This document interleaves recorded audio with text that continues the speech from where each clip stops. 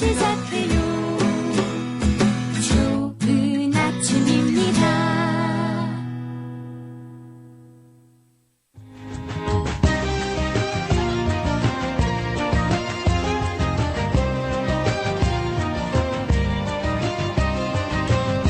다시 십자가로.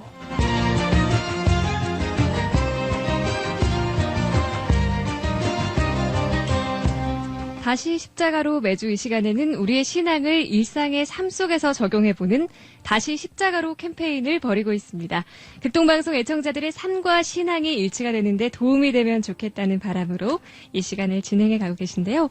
오늘도 눈먼 기독교의 저자, 계명교회 박태양 목사님 나오셨습니다. 목사님 안녕하세요. 네, 안녕하세요. 반갑습니다. 네, 반갑습니다. 네, 처음 뵙겠습니다. 네, 정말 반갑습니다. 반갑습니다. 네, 빌리빙과 리빙이 결코 분리된 것이 아니라고 늘 말하고 있는 박태양 목사입니다. 네, 목사님, 이 신앙과 삶이 분리된 것이 아니라는 건 잘 알겠는데요. 이 아는 것처럼 살아가는 것이 말처럼 쉬운 게 아니더라고요. 아, 그렇죠. 저도 참 어려울 때가 많은데, 이 때로는 제 자신이 스스로 속상하고 또 하나님 앞에서 죄송할 때도 참 많이 있습니다. 네, 그렇죠. 근데 사실 저도 그렇습니다. 양 PD님처럼 하나님께 죄송한 마음을 갖고 있다면 그것은 그래도 괜찮은 것 같아요. 적지 않은 경우에 크리스천이 자신의 영적인 모습이 온전치 않다는 것을 아예 인식하지도 못하고 있거든요. 네. 한마디로 착각에 깊이 빠진 신앙인들도 사실 있습니다. 네, 이게 가장 무서운 게 아닌가 싶은데요. 이 착각에 빠져서 신앙생활을 하는 성도들이 있다는 말씀이 어떤 의미인지 좀 궁금해지거든요. 구체적으로 어떤 경우가 있습니까? 우선 성숙하지는 않은 채 익숙한 신앙으로 살아가면서 스스로 만족하는 경우가 있습니다. 네.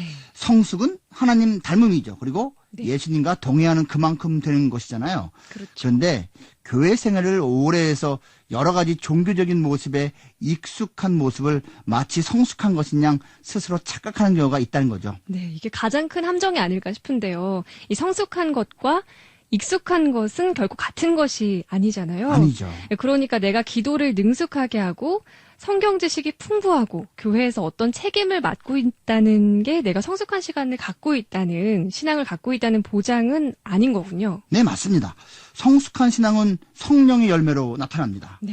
툭 하면 거짓말하고 시시때때로 분노하고 남들에게 늘 상처를 주고 남들 앞에서 의시되고 군림하는 사람도 가시적으로는 어떤 성취를 이뤄낼 수 있거든요. 네. 그건 성숙에서 나온 결과가 아니라 종교적 열심에서 나온 결과입니다.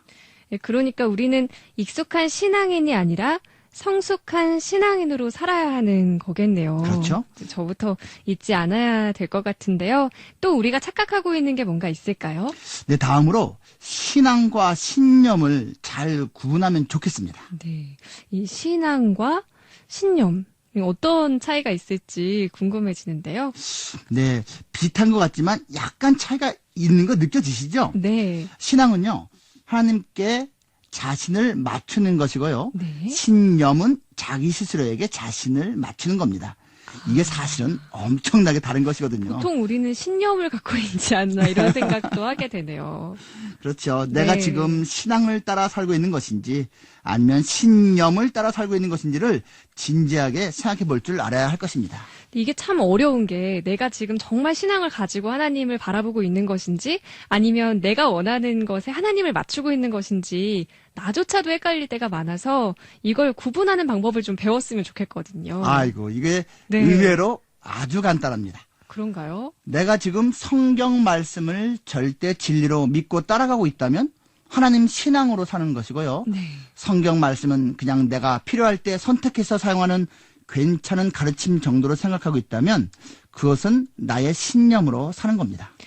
아, 그 성경 말씀도 내가 필요할 때 딱 펴서 아 그렇지 하면서 끼워 맞추는 게 아니라 성경 말씀을 나의 의견보다 항상 앞에 두고 그렇죠? 이렇게 따라가는가가 나의 신앙과 자기의 신념을 구분짓는 잣대가 되는 거군요. 그렇죠. 네, 맞나요? 정확히 이해하셨습니다. 네. 예를 들자면 요즘 예민한 문제거리에 대해서 같은 교회 안에서조차도 논란이 되는 경우가 사실 있거든요. 네네. 한쪽은 죄라고 하고 다른 쪽은 취향의 문제일 뿐이라고도 하고 막 그러고 있어요. 이게 참 무서운 것 같아요. 그렇죠? 네. 이런 이슈에 대한 태도에서 신앙이냐 신념이냐가 나타나는 것입니다. 맞습니다. 맞습니다. 이 신념이란 것이 나쁜 것은 아니지만요.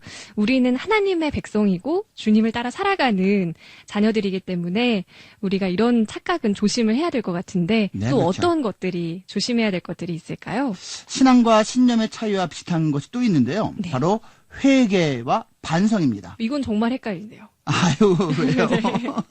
그렇죠. 회개는요. 네. 하나님을 향하는 것이고요. 반성은 자기 자신을 향하는 것입니다. 네.